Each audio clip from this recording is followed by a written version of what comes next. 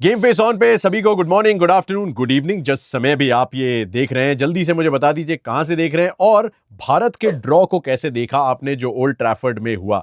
4 test matches अभी तक हुए, 20 दिन का टेस्ट क्रिकेट हुआ है। ऐसा बहुत कम होता है आजकल टेस्ट सीरीज में कि हर मुकाबला 5वें दिन जाए, हर मुकाबला लगभग आखिरी सेशन के कुछ आखिरी लम्हों तक जाए।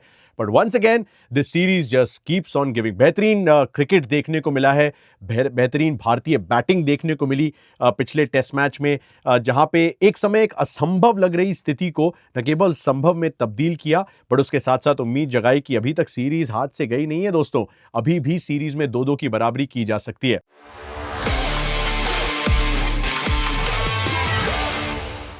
मैंने बहुत सारे कमेंट्स पढ़े थे यूट्यूब पे भी, इंस्टाग्राम पे, एक्स पे कि यार लोग ड्रॉ को इतना क्यों सेलिब्रेट कर रहे हैं, मतलब कोई जीते थोड़ी हैं।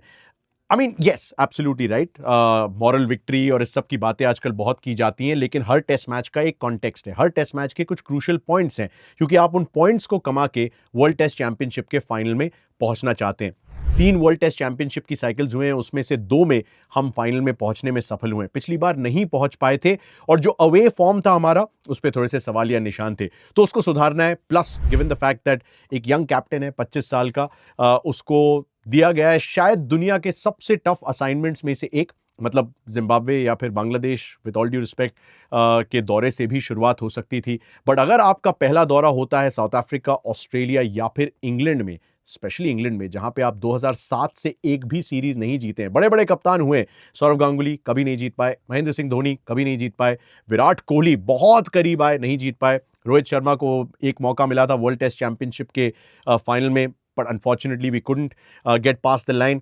Not an easy assignment, right? थोड़ी सी चीज़ें समझनी भी ज़रूरी है। उसके अलावा एक कप्तान जिसका अगर बैटिंग रिकॉर्ड देखा जाए सेना कंट्रीज में, south Africa, England, New Zealand, Australia, तो एक भी शतक नहीं था। मतलब वो गैबा में एक 90 की पारी थी, 1991 की, उसके अलावा कभी भी शतक नहीं बनाया हो, तो सवालिया निशान थे। और उस पूरे सिलसिले के बीच में शुभमन गिल लगाते हैं 4 शतक एक सीरीज में। एक बार फिर से ओल्ड ट्रैफर्ड में दूसरी पारी में 0 पे 2 था स्कोर जब शुभमन गिल चले आए, बू करता हुआ पूरा क्राउड, मतलब एब्सोल्यूट थिएटर, एब्सोल्यूट सिनेमा जैसे कहा जाता है। शुभमन गिल अंडर प्रेशर, क्योंकि 4 पारियों में लगभग 600 रन बनाने वाला बंदा पिछली 3 पारियों में सिर्फ 34 रन बना पाया था, उसके बाद वो शतक आता है। लेकिन कहानी सिर्फ इस शतक की नहीं थी, कहानी थी वक्त बिताने की, कहानी थी 2-1 से पिछड़ जाने की, टॉस हार जाने की, उसके बाद बल्लेबाजी करने की और सामने एक ऐसे ऑपोजिशन को देखने की जो अपने सुप्रीम बैटिंग फॉर्म में आखिरकार इस सीरीज में नजर आए। चेज उन्होंने 371 हेडिंगली में भी किए थे, लेकिन 669 रन आजकल टेस्ट क्रिकेट में बहुत कम देखने को मिलते हैं। और जब धूप खिली, उनके बल्लेबाज बैटिंग कर रहे थे, उन्होंने रनों का अंबार खड़ा कर दिया। जो रूट, उनके सबसे एक्सपीरियंस्ड मेंबर ने 38वां टेस्ट शतक जड़ा। सचिन तेंदुलकर के ही अब पीछे हैं टेस्ट रन्स के लिहाज से टेस्ट क्रिकेट के इतिहास में। बेन स्टोक्स उनके सेकंड मोस्ट एक्सपीरियंस कस्टमर, 42 साल के बाद पहले कप्तान बनते हैं जो एक ही टेस्ट मैच में 5 विकेट हॉल भी लेते हैं और शतक भी लगाते हैं। तो some very special things were happening against India, और उस सब के बीच में ओवरकास्ट कंडीशंस, एक ऐसी क्राउड जो कि चाहती थी कि इंग्लैंड 3-1 से आगे जाए, एक ऐसा मंजर जहां पे लंच से जस्ट पहले चौथे दिन आप 2 विकेट खो देते हैं पहले ओवर की चौथी और 5वीं गेंद पे, और हैट्रिक बॉल पे बल्लेबाजी करने आते हैं कप्तान केएल राहुल, सबसे एक्सपीरियंस्ड मेंबर्स में से एक, रविंद्र जडेजा के बाद डेफिनेटली द मोस्ट एक्सपीरियंस्ड इस स्क्वाड में। अब वो वही करते हैं जो उन्होंने हेडिंगली में सेकंड इनिंग्स में किया था, या फिर लॉर्ड्स में उन्होंने किया जब उन्होंने शतक लगाया, अपना एक्सपीरियंस झोंक देते हैं। शुभमन को भी बहुत मदद मिलती है क्योंकि उनका खुद का बैटिंग फॉर्म थोड़ा सा temperamentally, not so much technically हिला हुआ था, और सबके बीच में एक साझेदारी ऐसी बुनी जाती है कि लगातार 2 सेशन भारत एक भी विकेट नहीं गंवाता है। थोड़ी सी राहत की सांस आती है, लेकिन फिर भी 5वें दिन की शुरुआत पे 137 से पिछड़ रही थी भारतीय टीम। वॉशिंगटन सुंदर, रविंद्र जडेजा, शुभमन गिल के विकेट के बाद एक साथ आते हैं दो left handed spinning allrounders, Bharat के दोनों शतक लगाते हैं। भारत 425 तक पहुंचते हैं, मैच ड्रॉ कर जाते हैं। So just given the context of the series, given the fact कि हम ऋषभ पंत को ऑलरेडी कुछ हद तक खो चुके थे, उनके पैर में ऐसी इंजरी आई है कि अब वो सीरीज से बाहर हो चुके हैं, तो यानी कि उनकी बल्लेबाजी अवेलेबल होती भी तो पीक ऋषभ पंत शायद हमें नहीं नजर आते। जसप्रीत बुमराह का बॉलिंग फॉर्म शायद उस तरह का नहीं था जैसा कि हम जनरली बुमराह से एक्सपेक्ट करते हैं। बादशाह बुमराह कहते हैं उन्हें, लेकिन 100 रन से ज़्यादा कंसीड किए बुमराह ने पहली बार अपने करियर में। मोहम्मद सिराज ने 4 टेस्ट मैचेस में 139 ओवर डाले हैं, तो खूब वर्कलोड उनका भी बढ़ा है। और उसके साथ साथ अंशुल कंबोज ने थोड़ा सा डिसअपॉइंट किया, थोड़ी सी नर्व्स होंगी पहला टेस्ट मैच खेलने की। तो ओवरऑल एक ऐसा बॉलिंग एफर्ट जिसके दम पे बैटिंग पे प्रेशर आया, टॉस का प्रेशर आया, कंडीशंस का प्रेशर आया, ऑपोजिशन के बेस्ट बॉलर बेन स्टोक्स की अच्छी बॉलिंग परफॉर्मेंस का प्रेशर आया, और उस प्रेशर में अपने आप को बिखरने नहीं दिया, अपने आप को निखार के बताया। And that is why this test match will always be special. तो मॉरल विक्ट्री कहें या आप इसे ड्रॉ की तरह देखें, पॉइंट्स तो मिले हैं और उम्मीद जागी है कि इस सीरीज में अभी तक हम जिंदा हैं और 2-2 की बराबरी कर सकते हैं। Now, a couple of things in this test match. Obviously, the fact कि रविंद्र जडेजा वॉशिंगटन सुंदर के रूप में 2 और नए सेंचुरियंस मिले। कप्तान शुभमन गिल ने 700 रन से ज़्यादा अब बना दिए हैं। उसके अलावा जस्ट लिटिल थिंग्स जो भारत ने बेहतर की in terms of the fact कि जिस तरीके से हम लॉर्ड्स में काम अधूरा छोड़ गए थे, पूरी तरीके से जो संयम दिखाया था, जो डिसिप्लिन दिखाया था, उसे परफॉर्मेंस में तब्दील नहीं कर पाए थे। यहाँ पे लगभग 350 गेंदें खेली वॉशिंगटन सुंदर और जडेजा ने कुल मिला के।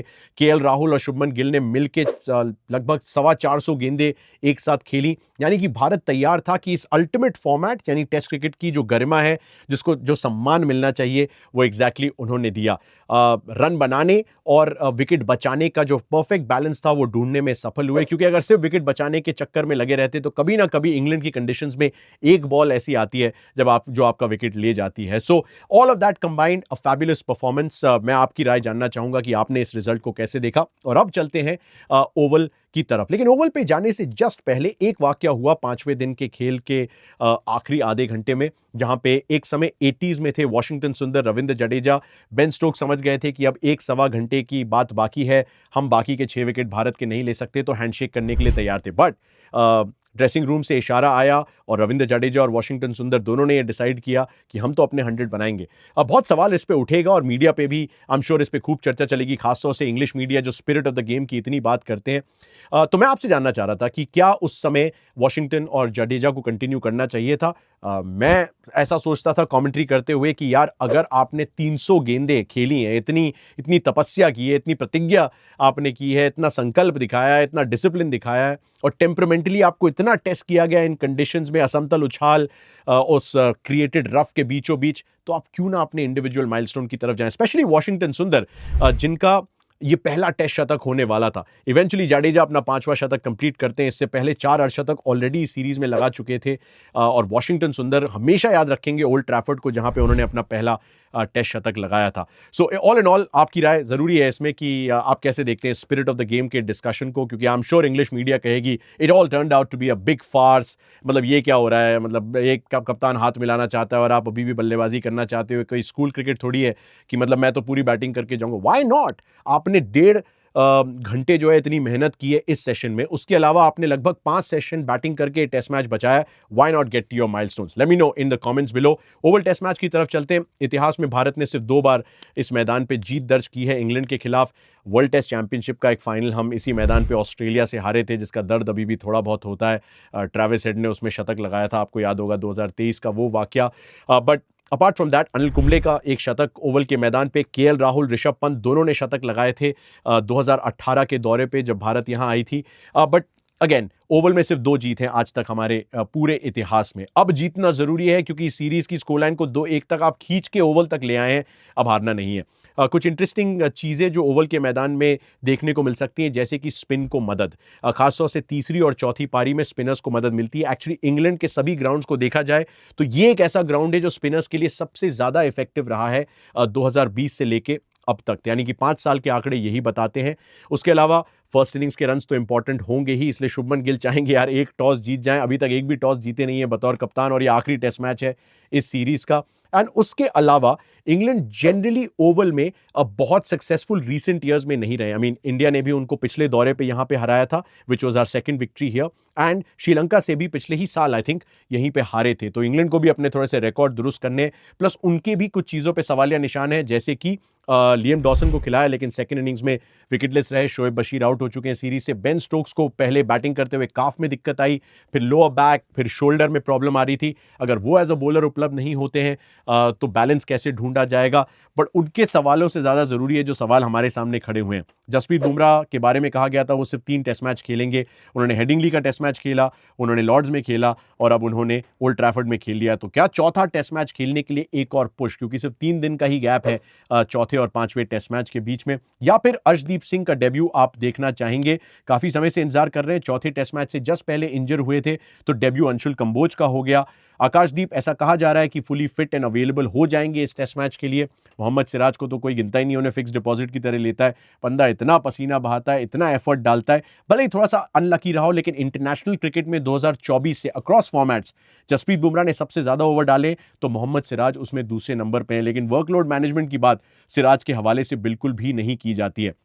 तो ये थोड़ा सा कॉन्टेक्स्ट कुलदीप यादव का केस बन रहा है, क्योंकि अगर भारत को 20 विकेट लेने हैं, जो कि उन्होंने सेकंड और थर्ड टेस्ट मैच में करके बताया था, चौथे टेस्ट मैच में तो इंग्लैंड की दूसरी बैटिंग ही नहीं आई, तो कुलदीप यादव एक लेजिटिमेट ऑप्शन हो सकते हैं। थोड़ी सी ड्रिफ्ट मिलती है स्पिनर्स को, wrist spinners in general are a very good wicket taking option, plus England की स्पिन और क्वालिटी स्पिन और खासतौर से क्वालिटी रिस्ट स्पिन खेलने की एबिलिटी भी अच्छी खासी टेस्ट की जा सकती है। इंग्लैंड के बैटर्स का रिकॉर्ड अच्छा है, चाहे जैक क्रॉली हो या फिर ऑली पोप हो या फिर जो रूट, जिन्होंने 700 से ज़्यादा रन इसी मैदान पे बनाए हैं। तो स्पिन के रूप में एक एक्स फैक्टर या फिर एक अलग डायमेंशन भारतीय टीम अपनी गेंदबाजी को दे सकती है, स्पेशली अगर बुमराह डेफिनेटली ये टेस्ट मैच नहीं खेलते हैं। वॉशिंगटन सुंदर, रविंद्र जडेजा आप मान के चलेंगे डेफिनेटली आपको दिखेंगे, 2 शतक भी लगा चुके हैं। जाडेजा ने पिछले टेस्ट मैच में 4 विकेट लिए, तो वॉशिंगटन सुंदर ने 4 विकेट लिए थे उससे पिछले वाले टेस्ट मैच में।